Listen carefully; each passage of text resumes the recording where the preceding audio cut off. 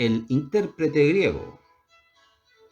En todo el tiempo que duraron mis largas e íntimas relaciones con Sherlock Holmes, no le oí nunca hacer referencia a parientes suyos, y muy rara vez a los primeros años de su vida. La reticencia suya había venido a incrementar la impresión que me produjo de un ser sin humanidad, un cerebro sin corazón, tan escaso de simpatía humana como sobrado de inteligencia. Su animosidad a las mujeres y su aversión a formar amistades nuevas eran dos rasgos típicos de su carácter antiemotivo, pero no superaban en ese aspecto al hecho de suprimir por completo cualquier alusión a su propia familia. Yo había llegado a creer que era huérfano y sin parientes vivos, pero en cierta ocasión y con gran sorpresa mía empezó a hablarme de su hermano. La cosa ocurrió una tarde veraniega, después de tomar el té y la conversación que había ido saltando de una manera inconexa y espasmódica desde las causas del cambio en la oblicuidad de la eclíptica, acabó recayendo en la cuestión del atavismo y de las aptitudes hereditarias. El punto del litigio era el de hasta qué punto había que atribuir una cualidad cualquiera del individuo a sus antepasados y hasta qué punto a su propio entrenamiento durante la primera parte de su vida. De todo lo que usted me ha contado, le dije yo, parece evidente que su cualidad de hombre observador y su facilidad característica para la deducción se deben a su propio adiestramiento sistemático. Hasta cierto punto sí, me contestó pensativo. Mis antepasados fueron hidalgos campesinos y llevaron, según parece, la misma índole de vida que los demás de su clase social. Pero a pesar de todo, quizá esa tendencia la llevaba yo en mis venas, y puede haberme venido de mi abuela, que era hermana del artista francés Vernet. El arte, cuando se lleva en las venas, suele adoptar las más extraordinarias formas. Pero, ¿cómo sabe usted que es hereditaria? Porque mi hermano Mycroft posee esa cualidad en grado superior incluso al mío. Eso era, desde luego, para mí una novedad. Si existía en Inglaterra otro hombre dotado de tan extraordinarias facultades, ¿cómo era posible que ni la policía ni el público hubiese oído hablar de él? Le planteé esa pregunta, aunque apuntando la idea de que semejante reconocimiento de la superioridad de su hermano debíase quizá a la modestia de mi compañero. A Holmes le hizo reír mi sugerencia y dijo: mi querido Watson, yo no puedo estar de acuerdo con las personas que catalogan la modestia entre las virtudes. Para el hombre que discurre con lógica, todas las cosas deberían ser tal y como son, y el menospreciarse uno a sí mismo supone un alejamiento de la verdad, lo mismo que la exageración de la propia valía. Por consiguiente, cuando yo digo que Mycroft posee una facultad de observación superior a la mía, puede usted dar por sentado que lo que yo digo es una verdad exacta y literal. ¿Es más joven que usted? Me lleva 7 años. ¿Y cómo puede ser que viva desconocido? Bueno, la verdad es que dentro de su propio círculo no lo es, ni mucho menos. ¿Y qué círculo es ese? Por ejemplo, el del Club de Diógenes. Jamás había oído hablar yo de semejante sociedad, y mi cara debió de expresar esa ignorancia porque Sherlock Holmes sacó su reloj. El Club Diógenes es el más curioso que hay en Londres, y Mycroft es uno de los hombres más raros. Se le encuentra allí siempre desde las 5 menos cuarto hasta las 8 menos 20. Son ahora las 6, de modo pues que si a usted no le desagrada dar un paseo con este magnífico atardecer, tendré mucho gusto en presentarle a esas dos curiosidades. 5 minutos más tarde nos encontrábamos en la calle, caminando hacia Regent Circus. ¿A usted le extraña que este Mycroft no emplee sus facultades en trabajos detectivescos?, me dijo mi compañero. Es incapaz de hacerlo. Pero yo creí entenderle. Lo que dije fue que él me supera en saber observar y deducir. Si el arte del detective empezase y terminase en el razonamiento, desde un sillón, mi hermano sería el más grande de los agentes de policía criminal que han existido. Pero carece de ambición y de energía. Sería incapaz de apartarse de su camino para comprobar la exactitud de sus propias soluciones y preferiría que lo creyesen equivocado a tomarse el trabajo de demostrar que estaba en lo cierto. Una vez y otra le he sometido yo a diferentes problemas, y él me ha dado explicaciones que con posterioridad resultaron ser las verdaderas. Sin embargo, mi hermano es absolutamente incapaz de poner al descubierto los puntos prácticos en los que hay que ahondar antes de presentar a un juez o a un jurado cualquier caso. Según eso, su profesión no es la de detective, ni muchísimo menos. Lo que para mí representa un medio de vida es para él simple capricho de aficionado. Posee una grandísima facilidad para los números e interviene en los libros en varios departamentos oficiales. Mycroft reside en Pall Mall y todas las mañanas hace a pie el recorrido hasta doblar la esquina de Whitehall, rehaciendo ese trayecto todas las tardes. Un año va y otro viene. No realiza otro ejercicio físico ni se le ve en parte alguna, fuera del Club Diógenes, que se halla situado frente por frente de sus habitaciones. No me suena ese nombre. Es muy probable. Hay en Londres muchos hombres que, los unos por cortedad y los otros por misantropía, rehuyen el trato de los demás. Sin embargo, no son reacios ni a los sillones cómodos ni a la lectura de los últimos periódicos. Para esta gente es para la que se fundó el Club Diógenes, y en la actualidad abarca a los hombres más insociables y más anticlubistas de la capital. A ninguno de sus miembros se le permite que se dé en lo más mínimo por enterado de la presencia de los demás, salvo en la sala de extraños. No se permite bajo ninguna circunstancia la conversación, y quien incurre en 3 faltas, si éstas son sometidas al comité, puede ser castigado con la expulsión. Mi hermano fue uno de los fundadores, y yo mismo he encontrado en ese club una atmósfera por demás apaciguadora. Mientras hablábamos, llegábamos a Pall Mall, y nos adentramos por esa calle desde la extremidad de St. James. Sherlock Holmes se detuvo junto a una puerta que distaba poco del Carlton y, después de advertirme que no hablase una palabra, entró delante de mí en el vestíbulo. Yo descubrí, a través de los paneles de cristal, el panorama de una sala amplia y lujosa, en que había un considerable número de hombres sentados y leyendo periódicos. Cada uno de los lectores se hallaba dentro de su pequeño compartimiento. Holmes me hizo pasar a una sala pequeña que daba a Pall Mall y, acto continuo, después de cortísima ausencia, regresó con un compañero que yo comprendí no podía ser otro que su hermano. Mycroft Holmes era más corpulento y alto que Sherlock. El tronco de su cuerpo resultaba claramente corpulento, pero su rostro, aunque macizo, había conservado un algo de la penetrante expresión que tanto distinguía al de su hermano. Sus ojos, de un gris acuoso y claro característico, parecían tener constantemente la mirada lejana e introspectiva que yo había observado únicamente en Sherlock cuando éste ponía en tensión todas sus facultades. «Tengo mucho gusto en conocerle, señor», dijo el recién llegado, alargándome una mano ancha y llana, como la aleta de una foca. «Desde que usted se ha convertido en cronista de Sherlock, oigo hablar de él por todas partes. A propósito, Sherlock, te esperé que vinieses a verme la semana pasada para consultarme acerca del caso de Manor House. Creí que quizá resultase demasiado profundo para ti». «No, lo resolví», dijo mi amigo sonriéndose. «¿Fue Adams como es natural?» «Sí, Adams fue.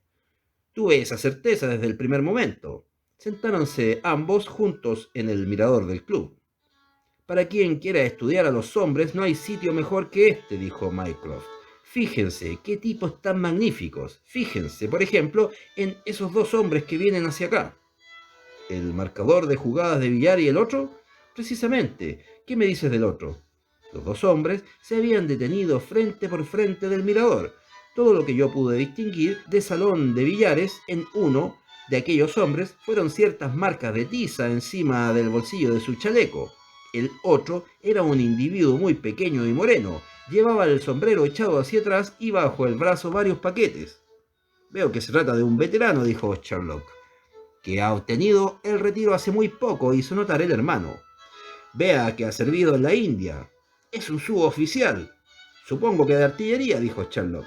«Y además viudo. pero con un hijo. No, muchacho, con varios hijos. Dije yo echándome a reír, esto pasa ya de la raya. Pues verá usted, me contestó Holmes, no cuesta mucho afirmar que un hombre de ese porte, con su expresión autoritaria y la piel curtida del sol, es un soldado, que es también más que soldado raso y que llegó no hace mucho de la India. Que no hace mucho tiempo que se ha retirado del servicio militar, lo demuestra el que aún lleva sus botas de munición, como suelen llamarse, hizo notar Mycroft. No tiene la zancada de los jinetes, pero lleva el sombrero ladeado, como lo demuestra el que su piel es más clara en aquella parte de su frente. Además, por su peso, no puede pertenecer al cuerpo de zapadores. Pertenece al de artilleros, como es natural. Su luto riguroso demuestra que ha perdido algún ser que le era muy querido. El hecho de que él mismo haya salido de compras parece indicar que se trata de la esposa.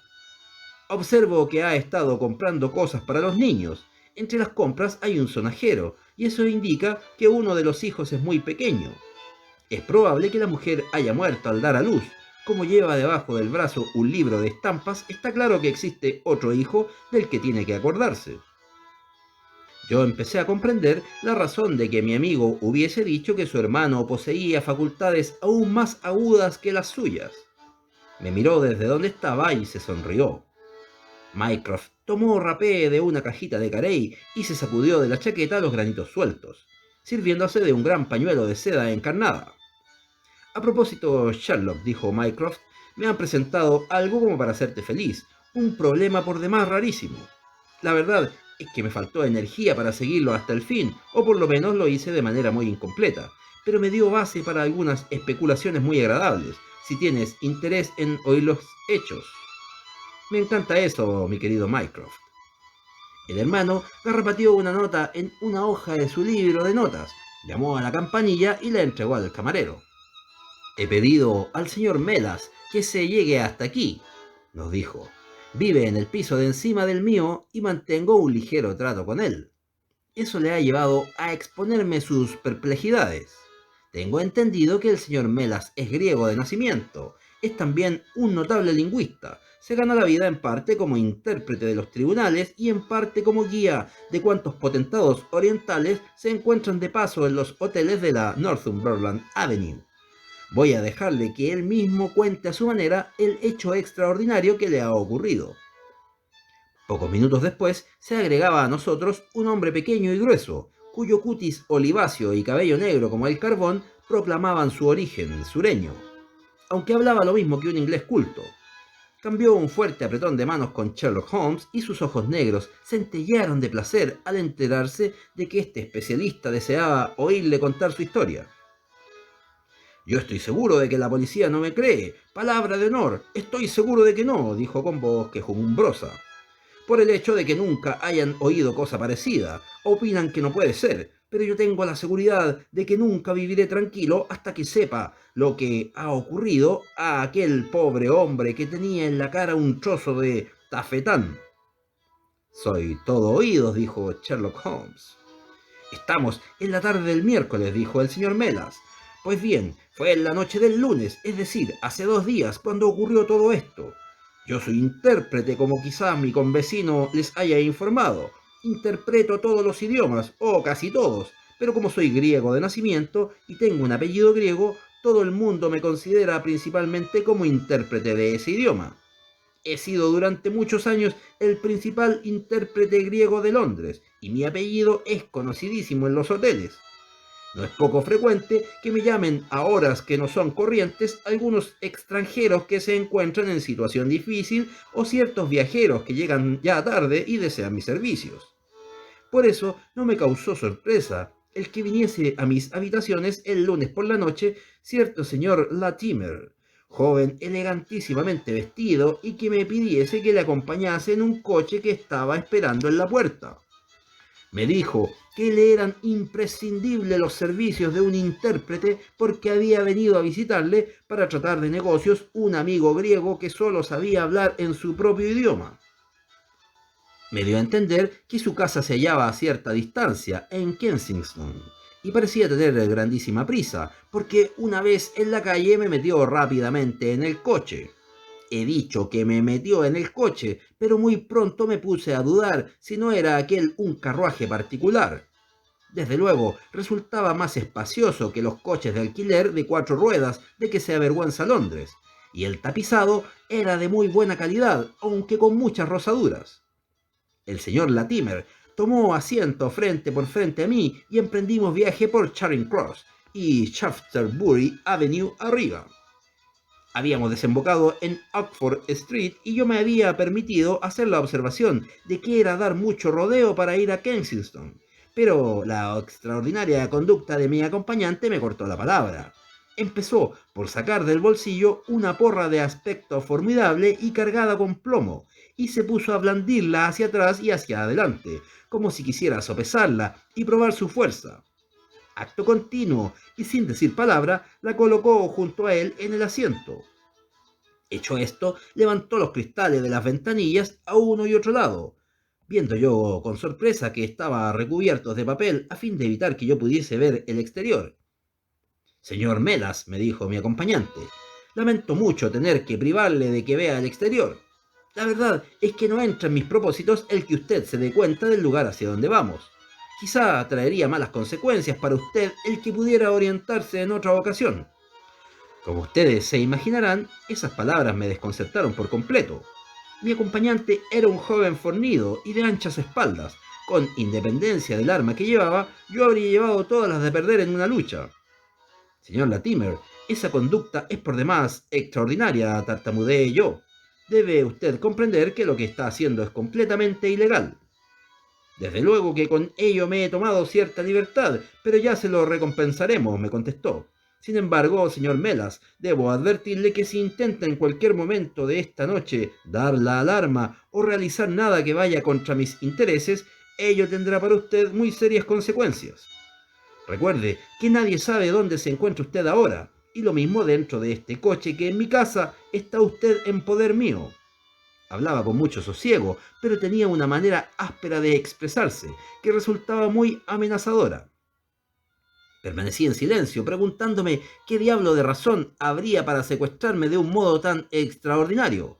Fuese la que fuese, era evidente de que nada me serviría el resistirme, y que solo me quedaba el recurso de esperar a ver en qué acababa aquello.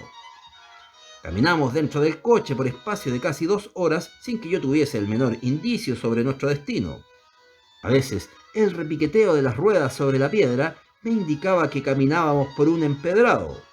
Otras, el rodar suave y silencioso sugería el asfalto, pero fuera de esta variedad de sonidos no hubo nada que pudiera ayudarme ni remotamente a formar un barrunto del lugar en que nos encontrábamos. El papel que recubría ambas ventanillas no permitía pasar la luz, y la obra de cristal de la parte delantera del coche se hallaba recubierta de una cortina azul. Eran las 7:15 cuando salimos de Pall Mall, y cuando el coche se detuvo por fin, pude ver en mi reloj que eran las 9 menos 10 minutos. Mi acompañante bajó a la ventanilla y yo distinguí un portal bajo y en arco, encima del cual ardía una lámpara. En el momento en que me hacía bajar apresuradamente del coche, la puerta se abrió de golpe y me vi dentro de la casa, con una confusa impresión, al entrar de una cespedera y de árboles a uno y otro lado. Sin embargo, me sería imposible arriesgar la afirmación de si se trataba de terrenos particulares o de un auténtico campo. Había adentro una lámpara de gas coloreada, pero con la llama tan baja que fue muy poco lo que pude ver, salvo que el vestíbulo era bastante amplio y con retratos en las paredes. En esa semiluz logré distinguir que la persona que abrió la puerta había sido un hombre pequeño, de aspecto ruin, de edad mediana y de hombros encorvados. Al volverse hacia nosotros, observé, por el reflejo de la luz, que usaba gafas. ¿Es este el señor Melas Harold?, preguntó. Sí, lo has hecho bien, lo has hecho bien. Señor Melas, espero que no nos guarde rencor. El hecho es que lo necesitábamos imprescindiblemente. Si usted se porta con nosotros de una manera honrada, no lo lamentará, pero si intenta poner en juego algún truco, que Dios le ayude. Hablaba como a respingos, con nerviosismo, intercalando algunas risitas chillonas, pero el hecho es que me dio más miedo que el otro. ¿Para qué me necesitan ustedes?, pregunté, nada más que para hacer algunas preguntas a cierto caballero griego que está de visita en nuestra casa y para que nos traduzca sus respuestas. Pero no agregue absolutamente nada a lo que se le diga, porque de lo contrario, otra vez dejó escapar su risita nerviosa. Mejor sería usted no haber nacido. Mientras hablaba, abrió una puerta y me hizo pasar a una habitación que parecía riquísimamente amueblada, pero también allí no había más luz que la de una lámpara con la llama bajísima. La habitación era sin duda amplia, y la manera como mis pies se hundían en la alfombra al cruzarla me delataba su magnificencia.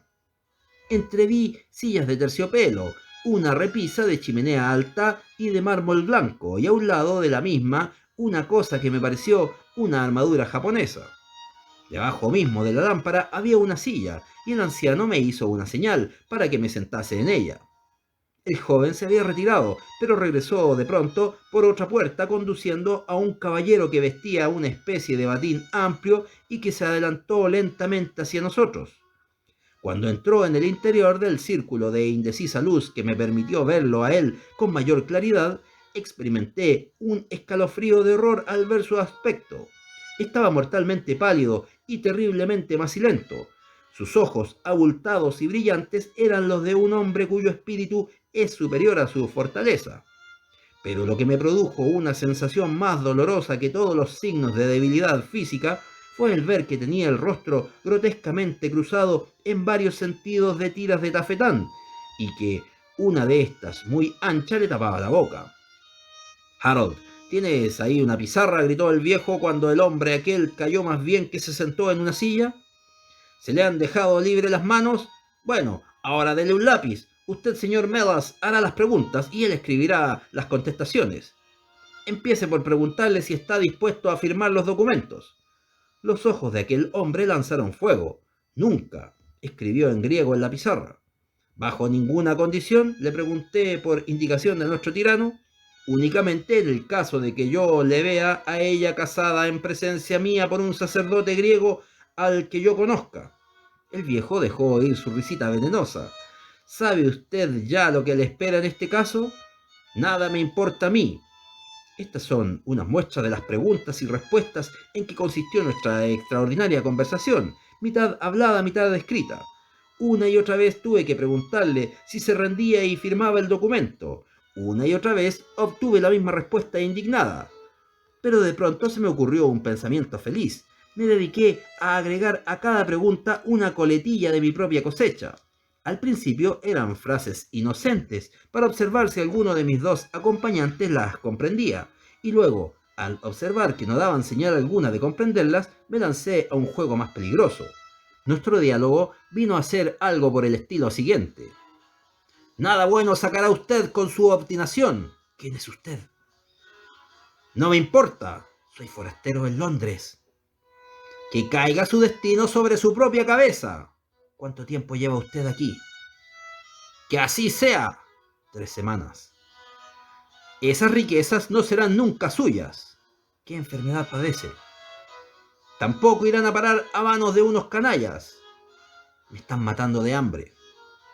Lo dejaremos en libertad si firma. ¿Qué casa es esta? No firmaré jamás. Lo ignoro. Con eso no le hace usted a ella ningún favor. ¿Cómo se llama usted? Eso que me lo diga ella, Crátides. Si firma usted, hablará con ella. ¿De dónde es usted? Pues entonces me despido de verla. De Atenas. 5 minutos más, señor Holmes, y yo le habría podido sonsacar en las mismas narices de ellos todo lo que ocurría. La pregunta siguiente habría podido aclararlo todo, pero en ese instante se abrió la puerta y entró en la sala una mujer. No la pude ver con suficiente claridad, sino para darme cuenta de que era alta y esbelta, de cabellos negros y que vestía una especie de bata blanca. Harold, dijo ella, hablando en inglés con acento extranjero, no podía permanecer allí más tiempo. Qué solitario está arriba con solo... Pero, oh Dios mío, si es Paul. Estas últimas palabras las dijo en griego, y simultáneamente el hombre arrancó de sus labios con un esfuerzo convulsivo el tafetán y gritó «¡Sophie! ¡Sophie!», y se precipitó en brazos de la mujer. Sin embargo, su abrazo solo duró un instante, porque el más joven de los hombres agarró a la mujer y la empujó fuera de la habitación, mientras el más viejo dominaba fácilmente a su macilenta víctima y se la llevaba a rastras por la otra puerta. Quedé por un instante a solas en la habitación y me puse en pie rápidamente, poseído de cierta confusa idea de lograr de alguna manera una pista que me llevase a descubrir qué casa era aquella en la que yo me encontraba. Por suerte mía, sin embargo, no hice nada, porque al levantar la vista descubrí al anciano, en pie en el umbral de la puerta y con sus ojos clavados en mí. «Con esto basta, señor Melas», me dijo. «Ya se da usted cuenta de que lo hemos puesto a usted en el secreto de un asunto muy íntimo. No lo hubiéramos molestado, de no ser porque el amigo nuestro que habla el griego y que inició estas negociaciones se ha visto en la precisión de regresar a Oriente. Nos era indispensable dar con alguien que le sustituyese y tuvimos la buena fortuna de que nos hablasen de su gran capacidad. Yo hice una inclinación. Aquí tiene usted 5 soberanos, me dijo acercándose a mí, y confío sean una remuneración suficiente. Pero recuerde, agregó dándome unos golpecitos en el pecho y dejando ir su risita, que si usted habla de esto a un solo ser viviente, fíjese bien, ni a uno solo, que Dios se apiade de su alma. No encuentro palabras para decir a ustedes la repugnancia y el horror que me inspiró aquel hombre de aspecto insignificante. Pude verlo mejor en ese momento porque le dio en la cara la luz de la lámpara. Sus facciones eran borrosas y amarillentas y su barbilla puntiaguda, lacia y esquelética. Al hablar adelantaba el rostro y tanto sus labios como sus párpados temblequeaban constantemente, como si tuviera el baile de San Vito. No pude menos de pensar que aquella, su risita extraña y falsa, era también un síntoma de alguna enfermedad nerviosa. Pero lo que producía espanto en su cara eran sus ojos de un gris de acero, de un brillo frío y con un fondo de crueldad maligna e inexorable. «Si usted habla de este asunto, nosotros lo sabremos», me dijo. «Tenemos nuestros medios propios de información. Tiene usted ya el coche esperándole y mi amigo le pondrá en su camino». Me llevaron apresuradamente por el vestíbulo y de allí al interior del coche y nuevamente tuve la visión momentánea de árboles y de un jardín. El señor Latimer venía detrás pisándome los talones y tomó asiento frente por frente de mí sin pronunciar palabra. Volvimos a caminar en coche una distancia indeterminable con las ventanillas levantadas. Por último, justamente después de medianoche, el coche se detuvo y mi acompañante me dijo: «Señor Melas, usted se apeará aquí. Lamento tener que dejarlo tan lejos de su casa, pero no hay otra alternativa. Cualquier intento que haga de seguir al coche tendrá solo perjuicios para usted». Mientras hablaba, abrió la portezuela y apenas había tenido yo tiempo de saltar fuera cuando ya el cochero fustigó al caballo y el coche se alejó de allí. Miré a mi alrededor, poseído de asombro. Encontrábame en unos terrenos que parecían ser los de una dehesa comunal, salpicada aquí y allá de oscuros matorrales de aliagas. Muy a lo lejos se alargaba una hilera de casas con alguna que otra luz en las ventanas altas. Por el otro lado distinguí las rojas luces de señales de un ferrocarril. El coche que me había llevado había desaparecido ya. Me quedé mirando en torno mío y preguntándome en qué diablos de lugar me encontraba. En ese momento vi que alguien venía hacia mí en la oscuridad. Cuando estuvo cerca pude ver que se trataba de un mozo de ferrocarril. «¿Puede usted decirme qué lugar es este?», le pregunté. «Es la dehesa comunal de Wandsworth», me dijo. «¿Puedo tomar algún tren que me lleve a Londres?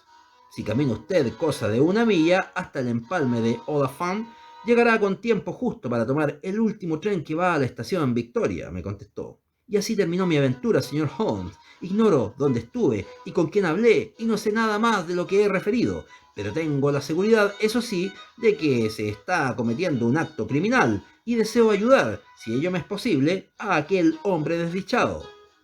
A la mañana siguiente le relaté todo al señor Mycroft Holmes y más tarde a la policía. Todos nosotros permanecimos algún tiempo en silencio, después de escuchar relato tan extraordinario.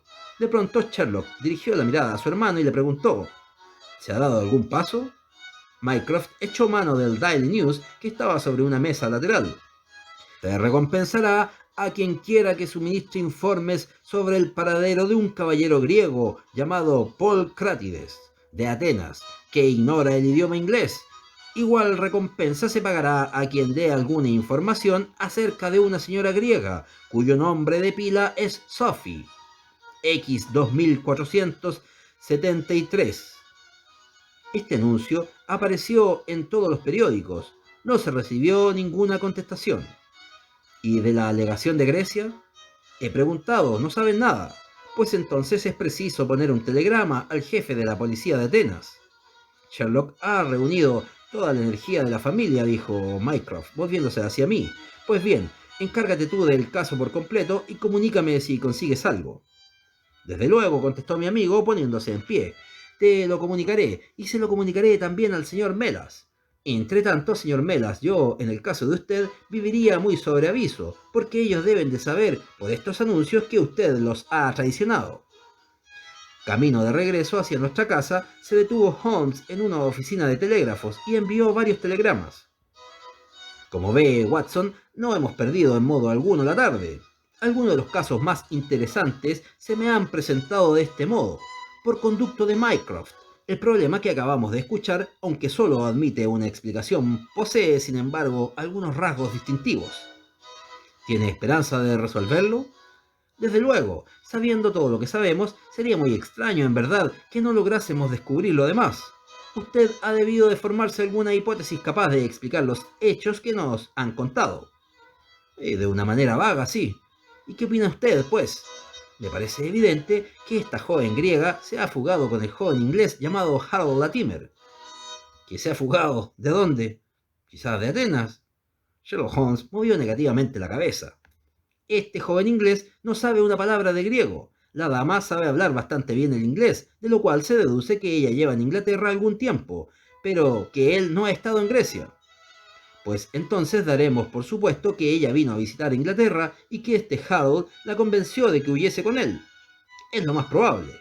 Entonces el hermano, porque me imagino que los une ese parentesco, se traslada desde Grecia para intervenir, pero se entrega de una manera imprudente en manos del joven y de su asociado más viejo.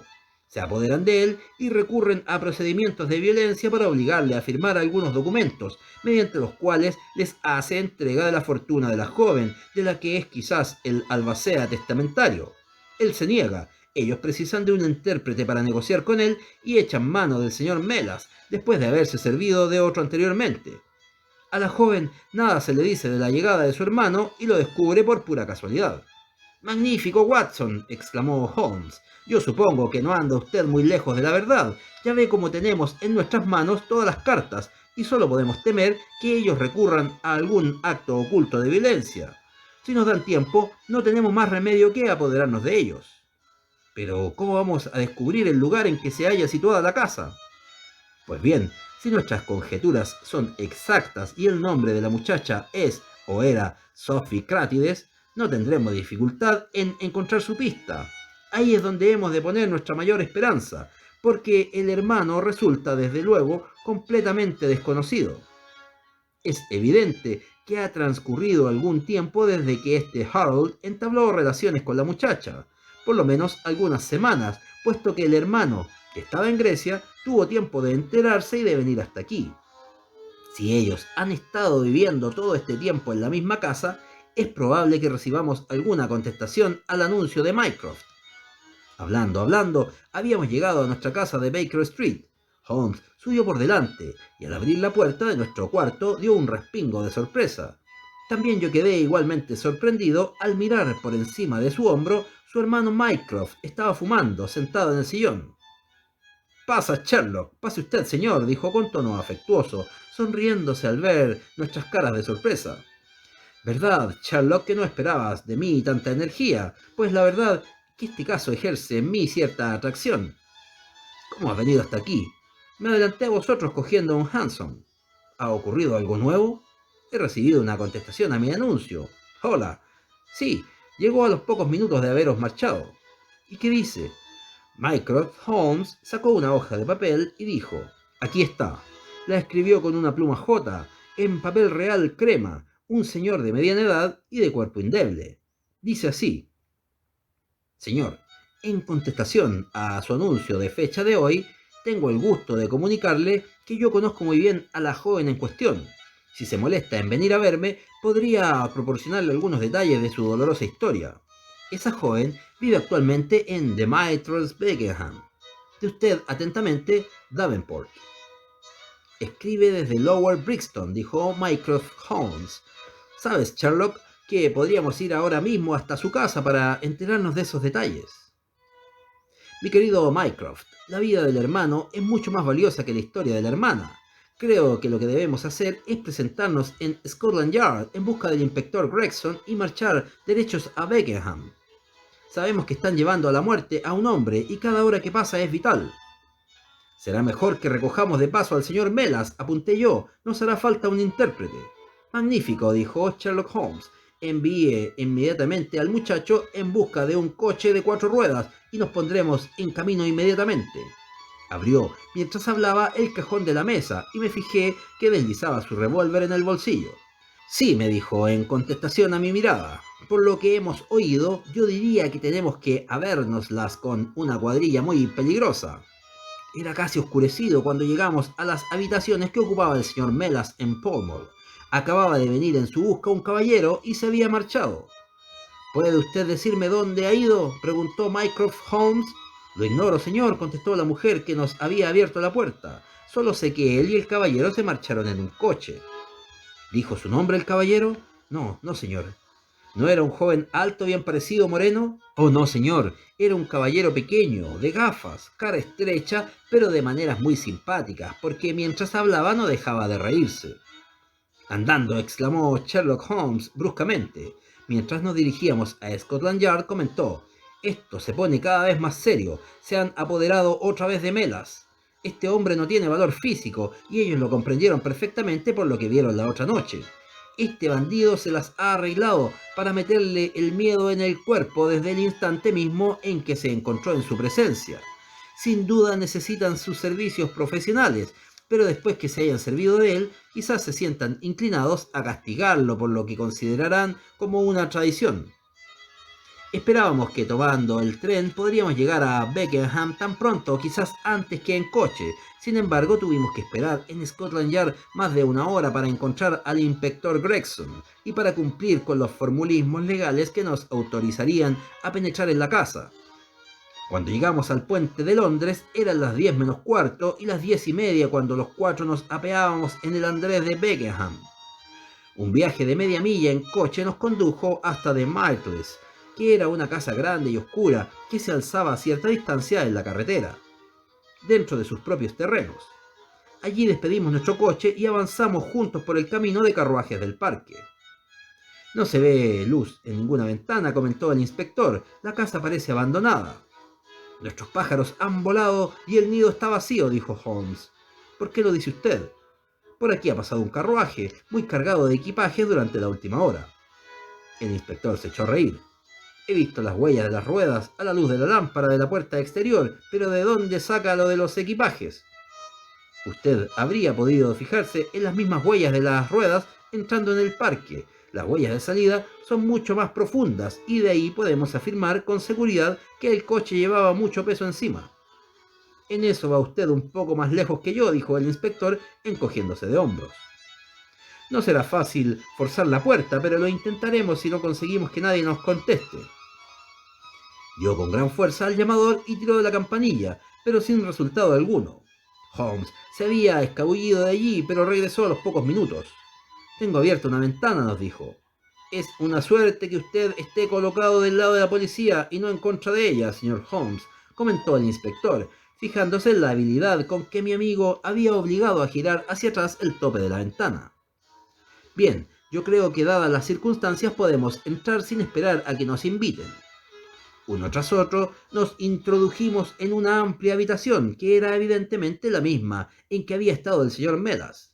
El inspector había encendido su linterna y pudimos ver a la luz de la misma las dos puertas, la cortina, la lámpara y el juego de la armadura japonesa, tal como él nos la había descrito.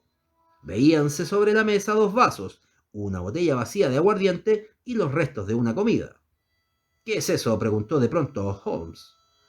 Nos quedamos los tres inmóviles y escuchando. De algún lugar situado por encima de nuestras cabezas llegaba un ruido como de un ahogado gemir. Holmes corrió hacia la puerta y salió al vestíbulo. El triste ruido procedía del piso superior. Se lanzó escaleras arriba y el inspector y yo nos lanzamos tras él, mientras su hermano Mycroft nos seguía con la rapidez que su gran peso le permitía. Al llegar al segundo piso, se nos presentaron delante 3 puertas, y los ruidos siniestros salían de la del centro. Unas veces se apagaban hasta convertirse en un confuso mascullar y otras se alzaban hasta hacerse un agudo lamento. La puerta estaba cerrada, pero tenía la llave puesta por fuera. Holmes abrió de golpe la puerta y se precipitó dentro, pero volvió a salir un instante después, llevándose las manos a la garganta. ¡Es carbón de encina!, gritó. ¡Dadle tiempo y se despejará! Nos asomamos a observar y vimos que no había en la habitación más luz que una llama triste y azul que se alzaba vacilante de un pequeño trípode de latón que había en el centro. Proyectaba sobre el suelo una circunferencia lívida y siniestra, pero entre las sombras al fondo distinguimos vagamente 2 cuerpos acurrucados junto a la pared. Por la puerta abierta salía hacia el exterior un vaho horrible y venenoso que nos obligó a jadear y a toser. Holmes corrió hasta lo alto de las escaleras para llenarse los pulmones de aire puro y luego se abalanzó al interior del cuarto, levantó de golpe la ventana y tiró al jardín el brasero ardiendo. Podremos pasar dentro de un instante, jadeó al salir de nuevo corriendo. ¿Dónde hay una vela? Creo que no podríamos encender una cerilla en semejante atmósfera. Sostén la luz en la puerta, Mycroft, y nosotros los sacaremos. Ahora. Llegamos de una carrera hasta los 2 hombres envenenados y tiramos de ellos hasta sacarlos al rellano de la escalera. Ambos tenían los labios cárdenos e insensibles, las caras hinchadas y congestionadas y los ojos que se les salían de las órbitas. Tan contorsionadas estaban sus facciones, salvo la negra barba y la figura voluminosa, que nos habría sido difícil reconocer en uno de aquellos hombres al intérprete griego que se había despedido de nosotros unas horas antes en el Club Diógenes. Estaba fuertemente atado de manos y de pies y mostraba en un ojo la señal de un golpe violento. El otro hombre, sujeto del mismo modo, era alto y se encontraba en el último grado de demacración, con varias tiras de tafetán pegadas en su cara formando un dibujo grotesco. Cuando lo depositamos en el suelo, había dejado de gemir y me bastó una mirada para comprender que para él, al menos, nuestra ayuda había llegado demasiado tarde. El señor Melas, sin embargo, estaba aún con vida y en menos de una hora, con la ayuda del amoníaco y de aguardiente, tuve la satisfacción de verle abrir los ojos y de comprender que mi mano lo había hecho volver del negro valle en el que coinciden todos los caminos. El relato que nos hizo fue sencillo y solo vino a confirmar nuestras propias deducciones. Cuando su visitante entró en sus habitaciones, sacó de la manga una porra y despertó en él un miedo tan grande a una muerte inmediata e inevitable que logró secuestrarlo por segunda vez. A decir verdad, la impresión que aquel bandido de la risita había producido en el desdichado lingüista fue casi de sugestión mesmérica, porque cuando hablaba de él le temblaban las manos y empalidecía su rostro. Lo llevaron rápidamente a Beckenham y actuó de intérprete en una segunda entrevista más dramática aún que la primera, en la que los 2 ingleses amenazaron a su prisionero con la muerte inmediata si no se plegaba a sus peticiones. Por último, encontrándolo a prueba de toda amenaza, se lo llevaron de nuevo a su encierro, y después de echar en cara a Melas su traición, demostrada en los anuncios del periódico, le dieron un golpe con una garrota que lo dejó atontado y ya no recordaba nada de lo que ocurrió hasta que nos vio inclinados sobre él. Tal fue el extraño caso del intérprete griego, y la explicación del mismo se hallaba todavía envuelta en algo de misterio. Poniéndonos en comunicación con el caballero que contestó a nuestro anuncio, pudimos enterarnos de que la desdichada joven procedía de una familia griega rica y de que había venido a Inglaterra a visitar a unos amigos suyos. Estando allí, conoció a un joven llamado Harold Latimer, que llegó a adquirir ascendencia sobre ella, hasta que la convenció de que se fugase con él. Sus amigos, doloridos por el acontecimiento, se limitaron a informar del caso a su hermano, que vivía en Atenas, y se lavaron las manos en aquel asunto. El hermano, al llegar a Inglaterra, se había entregado imprudentemente a Latimer y a su cómplice que se llamaba Wilson Kemp, hombre de criminales antecedentes. Estos dos individuos, dándose cuenta de que su ignorancia en el idioma lo colocaba inerme en sus manos, lo mantuvieron preso y trataron, mediante la crueldad y el hambre, de hacerle firmar la renuncia en favor suyo de sus propiedades y de las de su hermana. Lo mantuvieron dentro de la casa sin que se enterase la joven y le habían cruzado la cara con tiras de tafetán para hacerle difícil el que ella lo reconociese si por casualidad lo veía de paso en alguna ocasión. Sin embargo, su femenina percepción vio instantáneamente a través de aquel desfiguramiento cuando la primera visita del intérprete, porque fue entonces cuando lo vio por vez primera. Pero la pobre muchacha era a su vez prisionera de ellos, porque no había en la casa ninguna otra persona, salvo el individuo que actuaba de cochero y su mujer, ambos instrumentos de los conspiradores. Los dos bandidos, al ver descubierto su secreto y que no había modo de coaccionar a su prisionero, huyeron con la muchacha de la casa amueblada que habían alquilado, dando aviso de su marcha con solo algunas horas de anticipación. Pero antes se vengaron, eso al menos creyeron ellos, del hombre que les había hecho frente y del hombre que los había traicionado. Meses más tarde nos llegó desde Budapest un curioso recorte de periódico. Se relataba en el mismo el trágico fin de dos ingleses que viajaban con una mujer. Por lo visto, ambos se apuñalaron mutuamente y la policía húngara opinaba que se habían peleado entre sí y que ambos se habían infligido heridas mortales el uno al otro. Holmes, sin embargo, tiene una opinión distinta, según creo, y sostiene hasta hoy que si alguien pudiera dar con el paradero de la joven griega, quizás descubriese de qué manera fueron vengadas las ofensas de que ella y su hermano habían sido víctimas.